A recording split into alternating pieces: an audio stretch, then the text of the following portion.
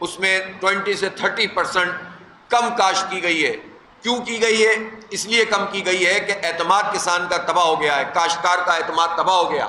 آپ نے گندم کے معاملے میں اس کے ساتھ جو سلوک کیا، اسی طرح سے گندم پہ جو اسکینڈل تھا وہ کہیں سے سامنے نہیں آ رہا کہ جو لوگ ذمہ دار تھے ان کو کٹہرے میں کیوں نہیں کھڑا کیا گیا، وہ دبا دی گئی ہے فائل۔ دبئی لیکس کی فائل دبا دی گئی ہے، 12.5 ارب ڈالر، اس کا مطلب ہے 3,500 ارب روپے، یہ رقم ہے جو 2 سال میں پاکستان سے نکلی اور صرف دبئی میں جا کر پراپرٹیز خریدی گئیں۔ اور اس میں حکومتی پارٹیوں کے لوگ بھی موجود ہیں، فوج کے لوگ بھی موجود ہیں، مختلف اداروں کے لوگ موجود ہیں، سیاستدان موجود ہیں، لیکن کوئی پوچھنے والا نہیں ہے اور کوئی ان سے منی ٹریل لینے کی بات نہیں کرتا۔ ہم اس دھرنے میں مطالبہ کریں گے کہ یہ سارے لوگ اپنا منی ٹریل دیں۔ جب F B R middle class اور ایک بزنس مین، ایک عام تاجر کے پیچھے لگتا ہے اور بڑے دھڑلے سے کہتے ہیں کہ ہمیں ٹیکس دیا جائے، تو ہم پوچھنا چاہتے ہیں کہ یہ پیسے کہاں سے آ رہے ہیں، کہاں سے راؤٹ ہو رہے ہیں اور کہاں جا رہے ہیں؟ قوم کو یہ حساب چاہیے۔ اس لیے یہ اشرافیہ کا نظام، یہ طاقتور لوگوں کا نظام، یہ پورے سماج کے اوپر گرفت کر کے اپنی مرضی کی حکومتیں بنانے کا نظام اب ختم کرنا ہوگا۔ اسی طرح ہمارا یہ واضح طور پر مطالبہ ہے کہ موجودہ حکومت فارم 47 کی پیداوار ہے، یہ لیجیٹمیسی اپنی رکھتی ہی نہیں ہے، کوئی ساکھ ہی نہیں ہے اس کی۔ اور پاکستان میں اگر آئین کی اور جمہوریت کی اگر کوئی بھی بالادستی کا معاملہ موجود ہے تو یہ چیف جسٹس آف پاکستان اور تمام ججز کو چاہیے کہ اس پہ جوڈیشل کمیشن بنائیں اور فارم 45 کی بنیاد پر پاکستان میں جس کے پاس لیجیٹمیٹ وہ کاغذ موجود ہے وہ لیں اور اس کی بنیاد پر لوگوں کے فیصلے ہونے چاہیے، تاکہ یہاں پر قانونی اور آئینی حکومت بنے، مسلط کردہ حکومت نہ بنے۔ اس لیے جو جتنے بھی جینون ایشوز ہیں ان سب کو ہم سامنے رکھتے ہوئے اس حق و عوام کو تحریک آگے لے کر چلیں گے۔ انشاءاللہ یہ تحریک کامیاب ہوگی اور عوام کے ریلیف کا باعث بنے گی۔ اس پورے معاملے میں بجٹ میں جو ایک بہت بڑا جھٹکا اور دھچکا پاکستان کے عوام کو لگتا ہے وہ ہے آئی پی پیز، جو 1992-94 سے لے کر آج تک، ظاہر ہے یہی نون لیگ اور پیپلز پارٹی کی حکومت رہی ہے، 3.5 سال پی ٹی آئی کی حکومت رہی ہے۔ اس مسئلے کو ریزالو ہونا چاہیے تھا، کسی نے اس کو ریزالو نہیں کیا، کسی نے اس طرح سے ان آئی پی پی سے نیگوشیٹ نہیں کیا جس میں عوام کو ریلیف ملے۔ اور حال یہ ہے کہ اب تقریباً 2600 سے 2800 ارب روپے وہ ہے کہ جو پاکستان کی قوم ادا کر رہی ہے اپنے بجلی کے بلوں میں، جو بجلی پاکستان میں بنتی نہیں ہے یا بنتی ہے تو استعمال نہیں ہوتی، کیپیسٹی چارجز کے نام پر۔ جب اتنا شدید بحران بجلی کا پیدا ہوتا ہے اور بل بڑھتے ہیں تو جس کے پاس تھوڑی بہت انویسٹمنٹ ہے اس نے اپنے گھروں میں، اپنے دفتروں میں سولر سسٹم لگا لیا۔ سولر انرجی بہترین انرجی ہے، اصولاً تو اس طرف گورنمنٹ کو جانا چاہیے تھا، لیکن لوگوں نے پرائیویٹلی اس کام کو کیا، شروع میں اس کو انکریج کیا گیا۔ اب تقریباً 7-8 ہزار میگا واٹ سولر انرجی کے اوپر پاکستان کے لوگ شفٹ ہو گئے، تو اب مزید یہ کیپیسٹی چارجز کا مسئلہ بڑھ جائے گا اور ہر گزرتے دن کے ساتھ یہ پرابلم ہوگی۔ اور یہ ظالم پھر سولر کے اوپر بھی ٹیکس لگانے کی بات کرتے ہیں، نیٹ میٹرنگ کو ختم کرنے کی بات کرتے ہیں۔ ان سے سنبھل بھی نہیں رہا، یہ نااہل بھی ہیں اور کرپٹ بھی ہیں، یہ پورا کا پورا جو طبقہ ہم پر مسلط ہے۔ اور جب میں حکمران طبقے کی بات کرتا ہوں تو اس میں صرف وہ حکومت کے لوگ شامل نہیں ہوتے جو ابھی موجود ہیں، وہ پورا اشرافیہ کا مراد یافتہ طبقہ ہے جو بدل بدل کر ہمارے سروں پر مسلط ہوتا ہے اور 77 سال سے ہمیں لوٹ رہا ہے۔ آئی پی پیز کا یہ معاملہ پاکستان کے عوام کے ساتھ بہت بڑا ظلم ہے، ان کے ساتھ بات ہونی چاہیے ہر ایگریمنٹ میں، اور اگر وہ ایگریمنٹ اسٹریٹ کر رہی ہوتی ہے تو ایگزٹ کا اس میں کلاز ہوتا ہے، اس کلاز کو سامنے رکھا جائے۔ اور پاکستان میں وہ کون سا لوکل آئی پی پی ہے کہ جو آ کر ہم سے لڑ سکتا ہے؟ اتنے اسٹیکس ہیں، اتنا کما لیا، اتنا لوٹ لیا لوگوں نے۔ کیا ریاست کے پاس صرف یہی طاقت ہے کہ وہ فوجی آپریشن کر سکتی ہے؟ کیا ریاست کے پاس یہی طاقت ہے کہ وہ بندے اٹھا سکتی ہے؟ یہ ریاست ان آئی پی پی سے بات نہیں کر سکتی، کوئی قانون کا کام نہیں کر سکتی، کوئی ضابطے کی بات نہیں کر سکتی، کچھ عوام کے ریلیف کے لیے بات نہیں کر سکتی۔ اس لیے ہم یہ سمجھتے ہیں کہ یہ آئی پی پیز کا جو بوجھ پاکستان کے غریب اور مڈل کلاس لوگ ڈھو رہے ہیں، اس کو ختم ہونا چاہیے اور ریلیف ملنا چاہیے لوگوں کو. بہت بہت شکریہ آپ سب کی تشریف آوری کا. ڈاکٹر صاحب آپ کا بڑا شکریہ ہے کہ آپ ملتان تشریف لائے اور ہماری طرف سے آپ کو مبارکباد بھی ہے. آپ کو یاد ہوگا کہ ہم Pakistan federal union of journalist کا وقت کراچی میں آیا تھا. جی تو ملتان سے محبت کا جو آپ نے اظہار کیا تھا, میں تھا, میرے باقی دوست تھے, جب ہم نے کہا ملتان سے آئے ہیں تو آپ کی زبان میں پہلا لفظ یہ تھا کہ ڈاکٹر صفدر ہاشمی سے آپ کا رابطہ رہتا ہے. تو ہم نے کہا کہ ہمارا تو دل و جان کا رابطہ ہے, تو ہم آپ کو خوش آمدید بھی کہتے ہیں, مبارکباد بھی کہتے ہیں, اور توقع ہے کہ آپ ملتان کو جس طرح مرکز کے طور پہ آج آپ نے بات کی ہے اور جماعت اسلامی کے مجموعوں میں بھی شامل ہے, تو یہ رابطہ رہے گا انشاءاللہ. میرا سوال آپ سے دو ہے. ایک سوال یہ ہے کہ ہمارے ملک میں احتساب کا نظام کہاں کھڑا ہے, پہلی بات تو یہ, اور دوسری بات یہ ہے کہ الیکشن کا انتخابی اصلاحات کی بات کی جاتی ہے لیکن انتخابی اصلاحات کی طرف کوئی قدم نہیں اٹھا رہا. تو یہ دو باتیں اگر ہو جائیں تو کیا اس میں بہتری آ سکتی ہے؟ دیکھیں, احتساب کا معاملہ تو یہ انہوں نے تو ملا کر نیب کے کیسز ہی ختم کرنے کا فیصلہ کر لیا, اور یہی ایک ہوتا رہتا ہے. پہلے کیسز بناتے ہیں اور ان بنانے میں بعض لوگوں کے ساتھ زیادتی کی جاتی ہے, پولیٹیکل وکٹمائزیشن ہوتی ہے, لیکن جو جنون لوگ پھنس رہے ہوتے ہیں کچھ عرصے کے بعد یہ ملا کر وہ بھی ختم کر دیتے ہیں. تو یہ جو خود قابل احتساب ہوں وہ کیا کسی کا احتساب کریں گے؟ جو خود لوٹ مار میں شریک رہتے ہوں وہ کسی کا کیا گرفت کر سکتے ہیں؟ اس کے لیے تو ظاہر ہے وہی جینوین حکومت جو عوام کے ذریعے سے برسر اقتدار آئے اور پھر عوام کے دباؤ کے ذریعے سے ایسے سارے لوگوں کو پکڑے, وہی اس پاکستان کے مسئلے کا حل ہے. اور اللہ نے چاہا تو انشاءاللہ وہ وقت آئے گا, ہماری یہ تحریک آگے بڑھے گی اور جماعت اسلامی ہی احتساب کر سکتی ہے. اور کون کس کا احتساب کر سکتا ہے؟ اس حمام میں تو سبھی وہی ہیں جو ہونے چاہیے. دوسری بات یہ ہے کہ آپ نے انتخابی اصلاحات کی بات کی. جماعت اسلامی تو بہت واضح اوپینین رکھتی ہے کہ پاکستان کے اس انتخابی نظام میں واضح اصلاحات کی ضرورت ہے. اور پہلی بات یہ ہے کہ جو جمہوریت ہے وہ جمہوریت پارٹیوں کے اندر ہونی چاہیے. پاکستان میں فیملی انٹرپرائزز ہیں, وصیت وراثت پہ پارٹیاں چلتی ہیں یا ڈکٹیٹرشپ پہ. پارٹیاں ہیں ہی نہیں, خاندان ہیں, وڈیرے ہیں, خاندار ہیں, سردار ہیں, چودھری ہیں, خان ہیں. اس کے علاوہ یہ جمہوریت اگر آگے بڑھانی ہے تو لوکل باڈیز کے انتخابات کو آئینی کور ملنا چاہیے, ایک ٹیئر آف گورنمنٹ ہونا چاہیے. جیسے قومی انتخابات ہیں اور یہ جو قومی سطح کی گورنمنٹ آئین میں متعین ہے اس کے حقوق اور فرائض, اسی طرح سے صوبائی حقوق و فرائض آئین میں لوکل باڈیز بھی اسی طرح ہونی چاہیے, ان کے حقوق و فرائض اور مدت متعین ہونی چاہیے, صوبوں پہ نہیں چھوڑنا چاہیے. تیسری بات یہ ہے کہ جو متناسب نمائندگی ہے وہی اس مسئلے کا حل ہے, ورنہ الیکٹیبل اپنی طاقت کے ذریعے, دولت کے ذریعے, سرمایہ کی طاقت کے ذریعے لوگوں کو لوگ بیوقوف بناتے ہیں اور اپنے اثر سے ووٹ حاصل کرتے ہیں, اور یہ تاثر بنا دیتے ہیں بعض پارٹیوں کے لیے وہ تو یہاں سے جیت نہیں سکتے, تو جو یہاں سے جیت نہیں سکتا اس کو ووٹ کیوں ڈالا جائے؟ تو جب یہ ہوگا کہ ہمارا ہر ووٹ چاہے کسی دیہات میں ہو, شہر میں ہو, کہیں بھی ہو, وہ کاؤنٹ ہوگا اور نیشنل لیول پہ کاؤنٹ ہوگا, پروونشل لیول پہ کاؤنٹ ہوگا, تو ظاہر سی بات ہے کہ پھر جمہوریت آگے بڑھے گی. تو یہ متناسب نمائندگی کا مطالبہ جماعت اسلامی کا ہے, لیکن انفارچونیٹلی اس پہ کوئی پارٹی ہمارا ساتھ نہیں دیتی. یہی تمام وجوہات ہیں جس کی بنیاد پر ہم نے فیصلہ کیا ہے کہ اب پارٹیوں کے اتحاد کے بجائے عوام سے ہم اتحاد کریں, یوتھ سے ہم اتحاد کریں, نوجوانوں کے ساتھ چلیں. اور میں اس ضمنی طور پر آپ کے سوال سے ہی ایک چیز میرے ذہن میں آئی ہے, میں نے یوتھ کی بات کی ہے تو جماعت اسلامی اس وقت سب سے زیادہ جو فوکسڈ ہے وہ یوتھ پر ہے. آپ نے کل دیکھا پشاور میں ہم نے کتنے بڑے scale per I T education کا انیشیٹو لیا ہے. یہ سلسلہ کراچی سے شروع ہوا, پنجاب میں آیا اور اب کے پی تک چلا گیا ہے, اور پنجاب میں بھی ہم آئندہ آنے والے چند دنوں میں انشاءاللہ اناؤنس کرنے والے ہیں. ہم لاکھوں کی تعداد میں اپنے یوتھ کو فری آئی ٹی کورسز کروا رہے ہیں تاکہ وہ اپنے پیروں پہ کھڑے ہو سکیں, وہ کچھ کر سکیں ان حالات میں, وہ مارے در بدر کی ٹھوکریں نہ کھائیں, کیونکہ گورنمنٹ تو کچھ نہیں دے رہی. نمائشی طور پر لیپ ٹاپ بانٹ دیں گے, نمائشی طور پر 4 چیزیں کر دیں گے, صرف فوٹو سیشن ہے اور کچھ بھی نہیں ہے. جماعت اسلامی سیریس پارٹی ہے, تو جو ہم سے ہو سکے گا وہ ہم کریں گے, لیکن اصل اختیار تو حکومت کے پاس ہے. تو ہم چاہتے ہیں کہ یہ یوتھ کے ساتھ اتحاد کر کے, عوام کے ساتھ اتحاد کر کے ہم جو ہے وہ ان تمام چیزوں کو ہائی لائٹ بھی کریں اور منوائیں بھی. اس کے علاوہ کوئی دوسرا راستہ نہیں ہے.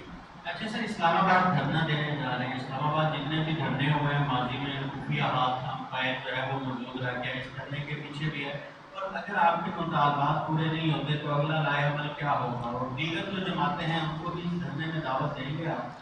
دیکھیں جہاں تک خفیہ ہاتھ کی بات ہے تو وہ ہاتھ اتنے خفیہ بھی نہیں ہوتے، سب کو نظر آتے ہیں. تو آپ کو تو نظر نہیں آ رہے اس دھرنے میں، کسی کو بھی نظر نہیں آ رہے، اس لیے کہ عوام کا شعور اب جس سطح پر آ گیا ہے نا. اب تو میں آپ کو بتاؤں ہوتا کیا ہے، آپ کو بعض لوگ اسٹیبلشمنٹ کو بہت گالیاں دیتے ہوئے نظر آئیں گے، وہ بہت برا بھلا کہتے ہوئے نظر. اب تھوڑی دیر میں آپ کو اندازہ ہو جائے گا یہ تو پارٹی انہی کی ہے، بندہ ہی انہی کا ہے. یہ بھی ایک طریقہ ہوتا ہے لوگوں کو کنفیوز کرنے کا. تو یہ فیشن بھی اب پرانا ہو جائے گا. اب جینون فورسز ہی آگے بڑھ سکیں گی. جماعت اسلامی ایشوز پر بات کر رہی ہے، ہمارا کوئی ذاتی ایجنڈا ہی نہیں ہے. ہم تو ہر سیلریڈ کلاس کے لیے بات کر رہے ہیں، ہم تو غریب اور مڈل کلاس کی بات کر رہے ہیں، ہم بجلی کے بل کی بات کر رہے ہیں، ہم پیٹرول کی لیوی ختم کرنے کی بات کر رہے ہیں. ہمارا کیا اس میں ایشو ہے؟ آپ ابھی کر دیں، ہم نہیں کریں گے دھرنا، اور جب بیٹھ جائیں گے تو پھر اس کے بعد بتائیں گے. تو اس لیے ہم یہ سمجھتے ہیں کہ ہمارا بالکل جینون بات ہے. تو اس میں کوئی دوسری آپ نے پارٹیوں کے دیکھیں، پارٹیوں کے ورکرز، سپورٹرز، ووٹرز اسی ملک کے عوام ہیں. میری سب کو دعوت ہے کہ وہ اس دھرنے میں شریک ہوں. کوئی پارٹی اگر خود سے آنا چاہتی ہے آئے، لیکن ہم یہ امپریشن نہیں دینا چاہتے کہ 10 پارٹیاں مل کر ایک دھرنا کر رہی ہیں اور اس کے بعد ایک پارٹی ادھر سے نکل گئی، ایک ادھر سے نکل گئی، ایک نے کہا کہ مسئلہ بن جائے گا، ایک کو فون آ گیا. اس سے جو ہے نا پبلک کنفیوز ہو جاتی ہے. ہم جماعت اسلامی کے پلیٹ فارم سے یہ دھرنا کر رہے ہیں، عوام کے ساتھ مل کر رہے ہیں. میرے پاکستان کے ہر پولیٹیکل ورکر کو اور سمیت تمام لوگوں کو یہ دعوت ہے، طلبہ کو، مزدوروں کو، کسانوں کو، دانشوروں کو، سول سوسائٹی کو، وکلاء کو، سب کو، علماء کرام کو، کہ سب اس میں شریک ہوں اور فیملیز کے ساتھ آئیں. فیملی دھرنا ہوگا یہ، اور انشاءاللہ اپنی قوت سے، اللہ کی تائید سے ہم لوگوں کا یہ مسئلہ حل کروانے کے لیے انشاءاللہ پیش رفت کریں گے.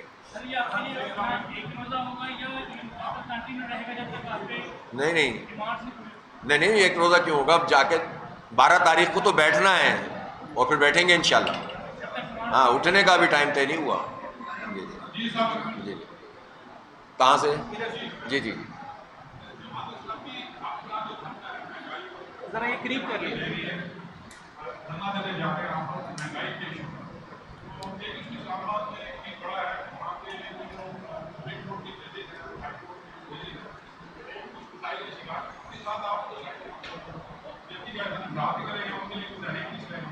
نہیں دیکھیں، وہ تو ہم پہلے بھی کر رہے ہیں، مسلسل کر رہے ہیں، اور بھی بہت سارے ایشوز ہیں نا.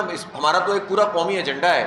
اب تو عوام کو تحریک صرف اس دھرنے تک محدود نہیں ہے، یہ تو امیجیٹ ریلیف کے لیے ہم یہ دھرنا کر رہے ہیں. یہ تو ابھی آغاز ہے، اور اللہ نے چاہا تو یہ تحریک ایک بہت بڑی تحریک بنے گی. اور اس میں بنیادی بات ہی آئین کی بالادستی ہے.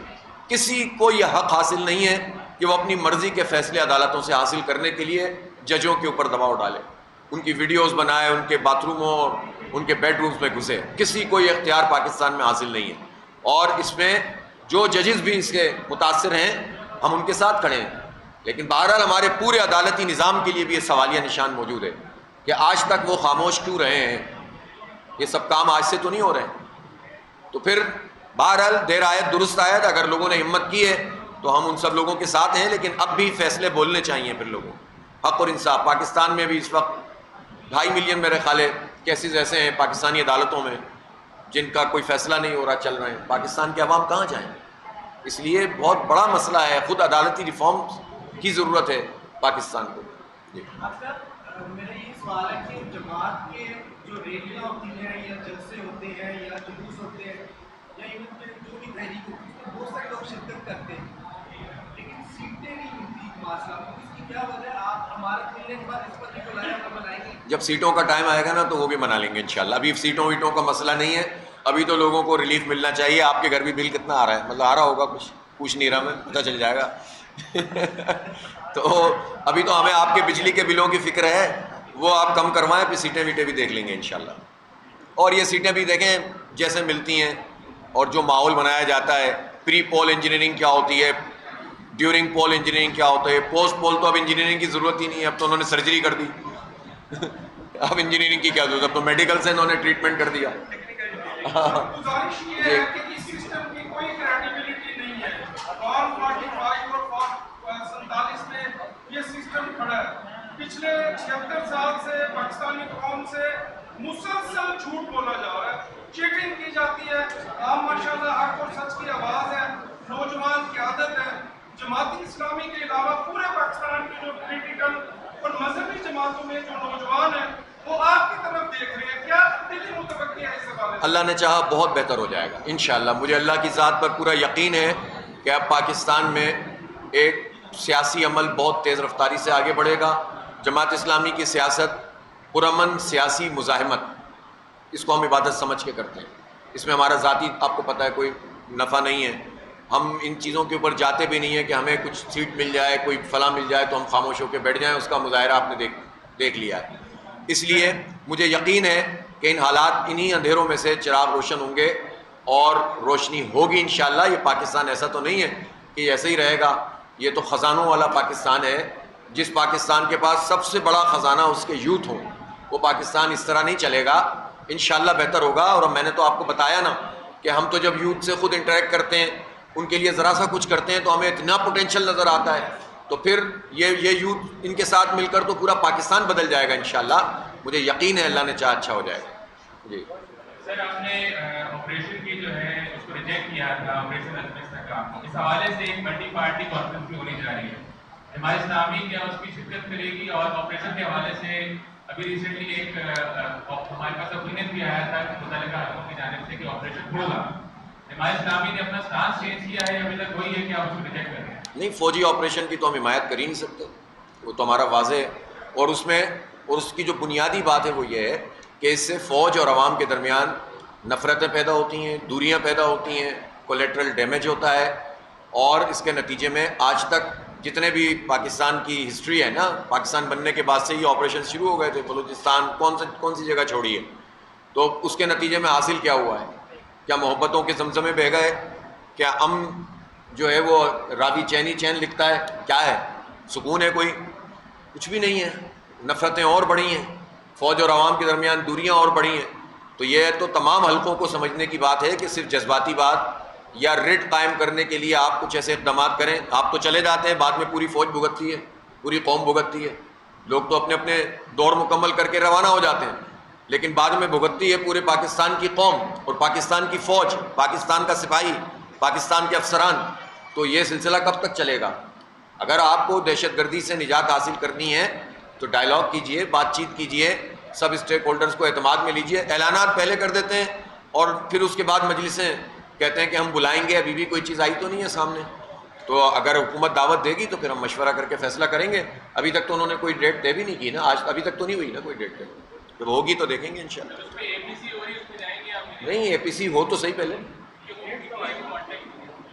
अभी जब ऐलान होगा तो हम बता देंगे आपको इंशाल्लाह। जी जी, शुक्रिया, जज़ाकल्लाह। जी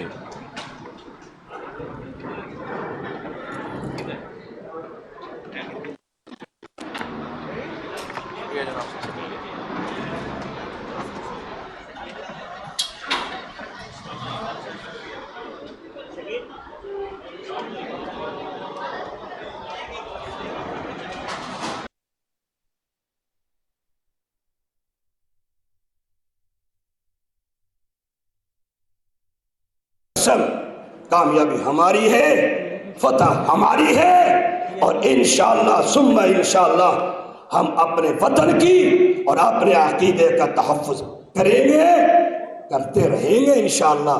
और दुश्मन के आज़ाइम को पूरा नहीं होने देंगे।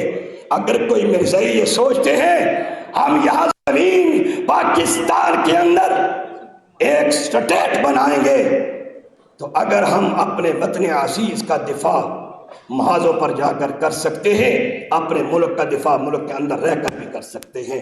वाखिर दावाना अनिल हम्दुलिल्लाहि रब्बिल आलमीन।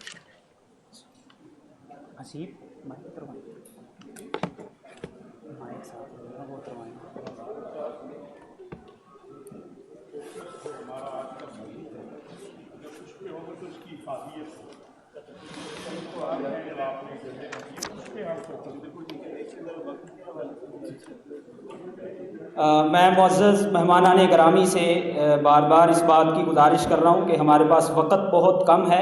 और दूसरे नंबर पे जो आज का हमारा एजेंडा है, बिलखुसूस हम अपने उसी टॉप